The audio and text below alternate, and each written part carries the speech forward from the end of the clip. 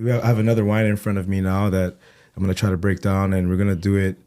Um, uh, we're gonna go down the list. Okay, Yeah. so, ooh, okay, so looking at this wine, it actually seems to be a little hazy, a little bit.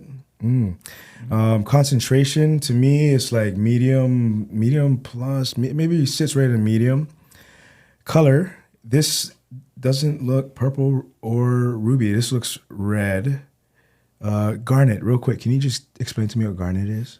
So as far as the color goes, all red wines are can be just generally on a spectrum from purple, dark purple on one side to all the way on the other side would be garnet.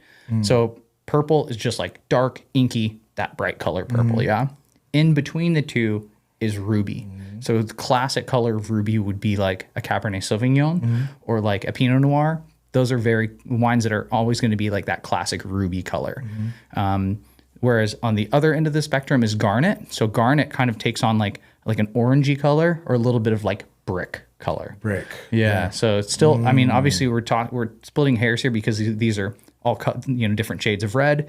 But yeah, garnet is more in that kind of orange, brick or lighter style red. Okay. So I'm feeling like this is kind of looking like red to me. Secondary colors, I kind of feel like the rim on the rim is a little garnet. Rim variation definitely is from the center of the wine to the rim. Definitely is a variation. For tiering,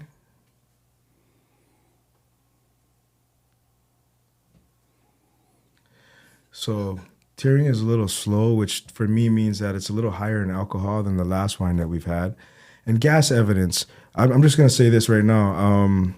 I'm not super certain on what gas evidence looks like. So that's more like I like to try to identify gas presence before you actually swirl the wine. So a wine that has a screw cap or Stelvin closure, if you were to pop that and immediately pour it before you touch the glass, sometimes you look down at the bottom of the glass and it'll have a couple bubbles in there. That won't happen generally with a corked wine or with a wine that is closed with a cork. But it sometimes does happen with the Stelvin closure. So that's kind of a little bit of a giveaway. You can kind of look at the wine before you swirl it. Okay. If it has a couple bubbles in it, hey, maybe there's some gas. There's some gas in this wine, but once you swirl it, those bubbles will be gone. It's kind of just a small little tell for your white wines. So that's interesting because it can help you to determine, because there's certain places that will never use a Stelvin closure, and there's certain places that will always use a cork, right? Exactly. Right. Yeah. Awesome. Okay. So I didn't see any gas evidence because I swirled the hell out of it. Okay. Nose.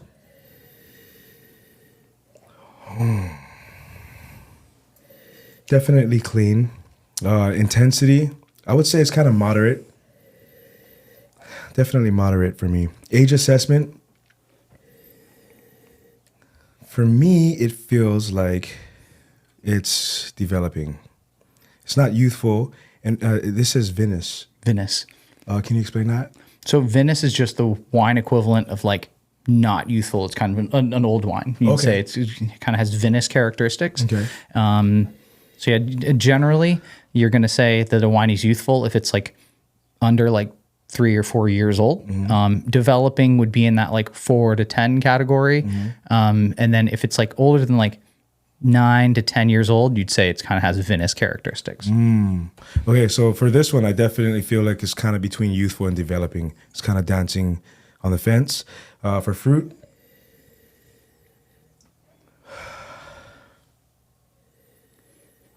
you know what? I'm getting red fruit on the nose. Almost like an overripened strawberry. Or a sweeter cherry. Maybe a super ripe cherry, red cherry. Fruit character, I say is kind of dancing between ripe and tart. But then I'm kind of getting baked vibes. and stewed vibes as well. So I'm kind of torn between the two. Non-fruit, I'm definitely getting herbs. I can't really pinpoint what herb, but it's almost like I stuck my nose in a herb garden.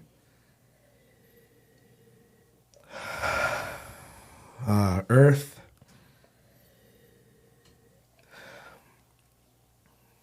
I definitely get a little bit of subtle like soil, a little bit. And for mineral,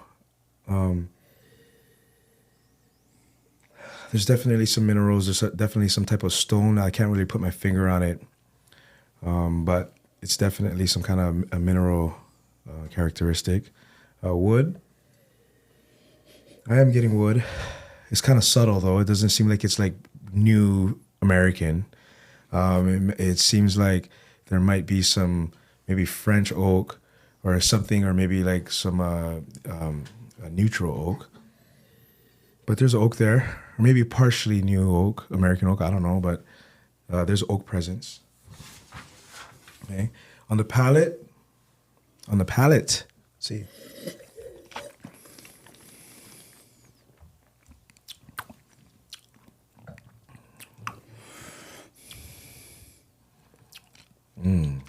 I know one thing that I really like this wine. The tannins seem to be kind of dry, but it does have a delicate finish.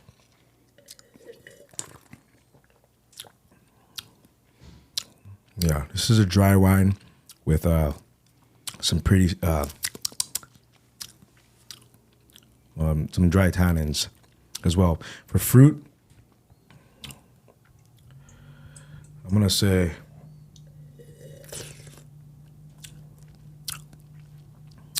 I'm getting red fruit, but you know what I'm getting? I'm getting red apple skin. Nice. Dark red apple skin. Non-fruit. Wow, this is making me feel like Italian, because of the tannins and the herb and the earth. It's like a delicate rustic wine. Earth. I don't know, man. I'm really feeling some type of soil that I don't know the actual name of. For mineral, definitely getting a lot of minerals in here. This is screaming old road to me right now. Wood, I'm gonna say it seems like it's like a French oak or something. Maybe used French oak, because it's not screaming French oak, but it's definitely not American oak, but there is oak. Tannin, I'm saying it's like medium plus tannin, because it's very apparent on the mid palate and the finish. Acid, high acid. Alcohol. Wow, chalky. This is Italian, I think. Pretty quick legs, but on the palate, it does not a whole lot of heat, but it's definitely medium. So medium alcohol. The body, I'm saying like medium minus, like it's not a full medium to me. The thing that's really apparent are the tannins. Texture, it's not creamy. For me, it's kind of lean. Yeah, it's kind of lean, but it's kind of an interesting wine, man. That's why I feel like it's Italian. But anyway, does any element dominate? To me, that the most dominant element is the tannins. It's like chalky, so it makes me go like this. Length finish, it's like a medium finish. Complexity, this wine's pretty complex. I like it because there's good acidity, the tannins are good, the fruit's good. There's a lot of different layers to this wine. Possible grape varietals, I'm saying Sangiovese, like a Chianti is what I'm kind of feeling right now. Also, just by looking at it, I was thinking Pinot. As soon as I tasted it and smelled it, it wasn't. I'm just gonna go ahead and say I think that it's a Sangiovese. I think it's from Italy. I think it is. I'm gonna say 2000 Sangiovese Chianti from Italy.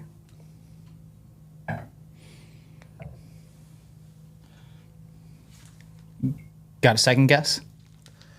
So I guess it's not Sangiovese, but second guess, I might say it's there's a possibility that it's I don't know. I'm not really. Let me think. With my experience, I think that it's either a Sangiovese or what is it? A Carignan? Carignan, yeah. Yeah, that's something that I feel like I've had something that kind of reminded me of like a Merlot, but had a little bit more spice. But yeah, that's what I think. I'll stick with the first one. Nebbiolo. So my second guess. Barbaresco. Oh, Il Spinetta. So Italian. Did I say 2020? You said 2000. 2000? Right? 2000? Yeah. Year 2000? Oh, you meant to say 2020. That's what yeah. Oh, But still, yeah, no, not 2000, not that old. So I was thinking 2020, but still Italian. 2000. Yeah, and I thought you nailed it when you were like, "Oh, there's tannin. Oh man, there's choke tannin." Yeah. That I was thinking, "Oh man, you got it already." Because Nebbiolo is like, and Nebbiolo is always going to be high, high acid, high tannin, and this is like pretty kind of like higher alcohol too. Okay. So like, if the intensity is turned up, Yeah. in like just about every structural element, good chance it's going to be Nebbiolo. Wow. Well, thank you for giving me an opportunity to for a second guess. You know what I mean? Yeah. Because then it made me kind of think, what else could it be? And then it did scream like, oh, it could be Nebbiolo too. Because I've had the Barbaresco expression. I've also had some Barolos, but I've all had different spectrums of the Barolo, right? Which is normally the bigger, richer, bolder style, right? Oh yeah. But so this makes total sense in hindsight. Yep. What this is. And it's I feel like Nebbiolo is always going to be very like pretty, you know, like as far as the aromas go, they have just like this like delicate kind of polish to them, and I feel like this one kind of has this just like real pretty aroma, but then you get it on the palate and it's like flips. It's the opposite. Beefy, yeah. Big, yeah. Oh shit! Well, that was a great learning experience, and this is one of those wines that initially I wouldn't recommend this to somebody that's like, I want to do some red wine tonight. What kind of red wine? I don't know. Give me some red wine, right? This is not the first recommendation. No. This is one of those, hey, I want to go out on a limb tonight. Yeah, this is for somebody that has been drinking wine for a while. Yeah, you know, they can transition to something very different. Not exactly a starter wine, but once you drink wine for a while and you start tasting more and more Nebbiolo, you learn to love it more and more too. Thank you so much, Kai. This has been a fucking experience, bro. No,